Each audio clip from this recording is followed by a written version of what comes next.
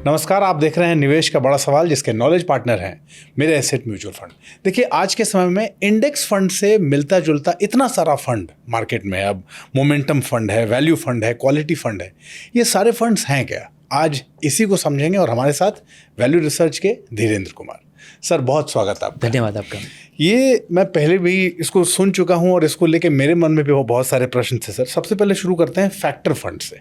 Factor fund क्या होता है और क्या ये रेगुलर इंडेक्स फंड से अलग है? बिल्कुल अलग है।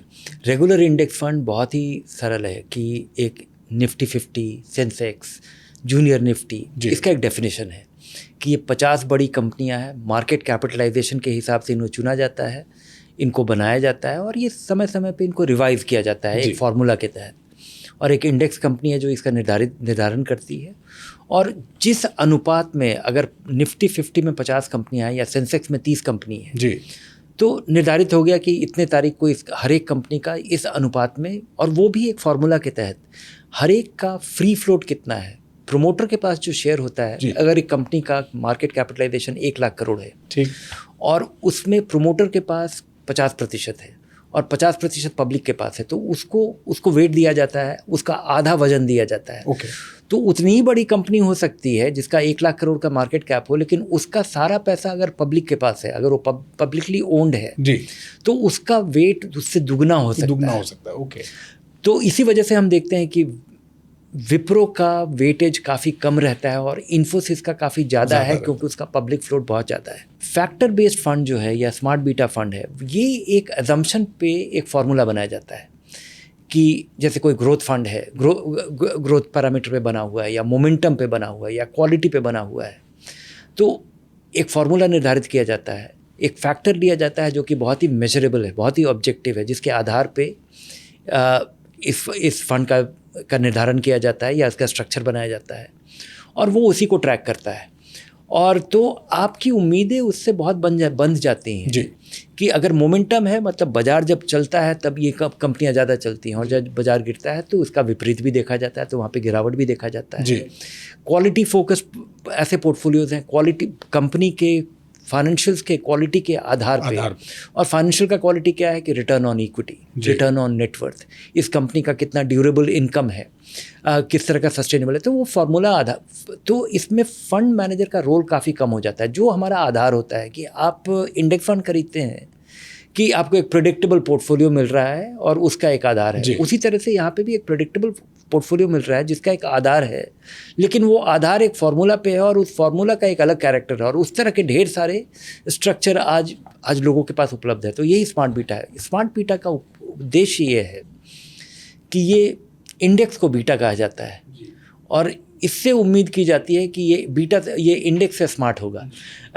इसका चुनाव इस तरह से किया जाता है कि ये इंडेक्स को बीट कर पाए, लेकिन एक फार्मूला के तहत।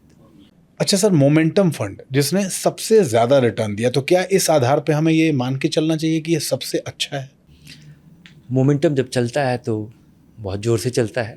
इसका आधार ही यही है कि यहाँ पे रफ्तार है, और बहुत सारे लोगों के निवेश का उद्देश्य यही होता है कि चलते बाज़ार में उसका सफ़र किया जाए, उसका लाभ उठाया जाए। लेकिन ये नहीं भूलना चाहिए कि जो चढ़ता है बहुत, वही गिरता भी बहुत है, और चढ़ने की वजह से ही वो बहुत गिरता है। तो उसका जो विपरीत स्थिति है, पिछले 4-5 साल में लोगों को मोमेंटम का दूसरा पहलू दिखा नहीं है, और जब दिखा भी है तो उतना उसका असरदार लंबे समय तक ये नहीं दिखा है। लेकिन इसके लिए तैयार रहना चाहिए, और मोमेंटम का आधार ही यही है। लेकिन और मोमेंटम से लोगों को देखना चाहिए कि क्या इसका जो डाउन साइड है उसके लिए आप तैयार हैं, क्योंकि केवल लोग अपसाइड को देख करके बड़े उत्साहित हो रहे हैं।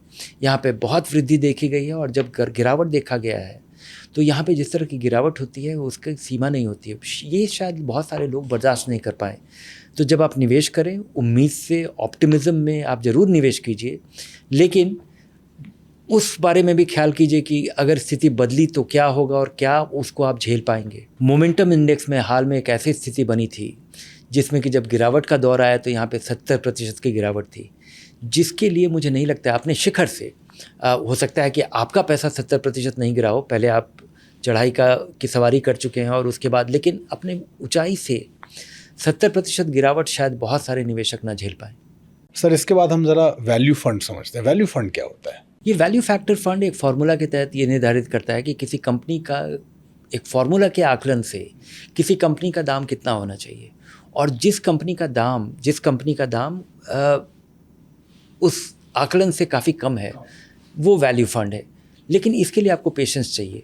अगर कोई भी कंपनी का दाम अगर उसके आकलन से जो दिख रहा है कि इस कंपनी का इतना बुक वैल्यू है, इसका इतना रिटर्न है, इस तरह से ग्रो कर रही है, और आपको लगता है कि इसका दाम 100 रुपया होना चाहिए और ये बिक रहा है 60 रुपये में, तो 100 रुपये जो आपको लग रहा है सीधे तौर पे कागज़ों के आधार पे, नंबर्स के आधार पे, और अगर वो 60 रुपये में बिक रहा है तो उसके भी बड़े कारण हैं जी। और इसके लिए पेशेंस चाहिए जी। और इस पेशेंस ही नहीं चाहिए, इस फार्मूले का काम करना बड़ा ज़रूरी है कि आप ये मान रहे हैं लेकिन बाज़ार में कुछ ऐसी चीज़ें हैं जो कि नंबर्स में नहीं दिख रही हैं।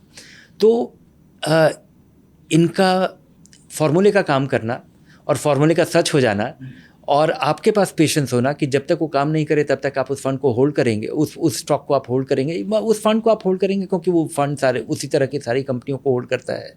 तो इसके लिए पेशेंस चाहिए और फार्मूले का सच हो जाना, और इस उम्मीद पे चलना चाहिए कि किसी कंपनी में अगर दम है और बाज़ार अगर उसको इग्नोर कर रहा है तो समय के साथ बाज़ार उसको रिकॉग्नाइज़ करेगा और उसका दाम बढ़ेगा। और सर क्वालिटी फंड क्या है और इन तीनों में आपस में फ़र्क क्या है? क्वालिटी समझिए कि क्वालिटी है एक कंपनी जो कि उधार कम लेती है, अपने लगाई हुई पूंजी पे ज़्यादा रिटर्न जनरेट करती है, कोई ऐसी कंपनी जिसको, और इस रिटर्न ज़्यादा जनरेट करने का आधार है कि उस कंपनी में कोई ऐसा कॉम्पिटिटिव एडवांटेज है जिस वजह से उसके जो ग्राहक हैं वो ज़्यादा पैसा देने को तैयार रहते हैं उसके सामान के लिए, और अगर बाज़ार में 2 सामान बिक रहा हो उसी तरह का तो उस कंपनी का लोग सामान खरीदते हों। ऐसी ढेर सारी कंपनियां हैं जो कि अपने साख के वजह से, अपने क्वालिटी की वजह से, या निवेशकों में या ग्राहकों में आदत बनवा देने की वजह से, या लंबे समय तक कोई ब्रांड एस्टैब्लिश कर देने की वजह से ग्राहक आंख बंद करके उनका सामान खरीदते हैं, और जिस वजह से उनका मार्जिन बेहतर होता है, उस वजह से वो ज़्यादा रफ्तार से बढ़ पाते हैं और वो वेल मैनेज्ड कंपनी है। तो ये सब चीज़ें क्वालिटी में ट्रांसलेट होती हैं। तो यही क्वालिटी है, और एक फार्मूला के तहत अगर क्वालिटी को डिफाइन किया जा सकता है तो उससे बना हुआ पोर्टफोलियो क्वालिटी फैक्टर फंड माना जाता है। और इन तीनों में फ़र्क यही है कि वैल्यू लगता है आपको महंगा है, सस्ता मिल रहा है। मोमेंटम जिसमें रफ्तार है और आप उसकी सवारी करना चाहते हैं, यहाँ पे रफ्तार है, बढ़ता है, वो बहुत गिरता भी है, इसके लिए तैयार रहना चाहिए। और क्वालिटी मजबूत कंपनी है, उसके पुख्ता कारण है, और वो नंबर्स में भी ट्रांसलेट होते हैं, उसका एक ट्रैक रिकॉर्ड है। तो क्वालिटी बोरिंग हो सकता है, क्योंकि क्वालिटी में जब आप क्वालिटी कंपनी खरीदते हैं तो वहाँ पे रीजनेबली प्राइस भी होता है, सस्ता कई बार वो नहीं मिलता, वो वैल्यू, क्वालिटी और वैल्यू एक साथ नहीं मिलता है। क्वालिटी, चूँकि क्वालिटी हर एक आदमी जानता है कि ये क्वालिटी है, तो वहाँ पे मोमेंटम भी नहीं दिखता है, क्योंकि वहाँ कई बार अगर कोई किसी क्वालिटी कंपनी में मोमेंटम आ जाए तो बड़ी बात, खास बात है, लेकिन वहाँ मोमेंटम भी नहीं दिखता है, क्योंकि अनजानी कंपनियों में मोमेंटम ज़्यादा आता है कि लोगों को जानकारी अभी मिली है कि ये कंपनी खास हो सकती है, लेकिन ये कंपनी तो खास है और लोग जानते हैं, तो वहाँ पे मोमेंटम नहीं आता है। तो ये तीनों में मोटा फ़र्क यही है। तो सर इन सारे फंड्स को लेके एक आम इन्वेस्टर का सिंपल फ्रेमवर्क क्या होना चाहिए? आम निवेशक का फैक्टर फंड के बिना आराम से काम चल जाता है। अगर आपके पास 1 या 2 मल्टी कैप फंड है और आप 5-10 साल के लिए SIP कर रहे हैं तो मत देखिए।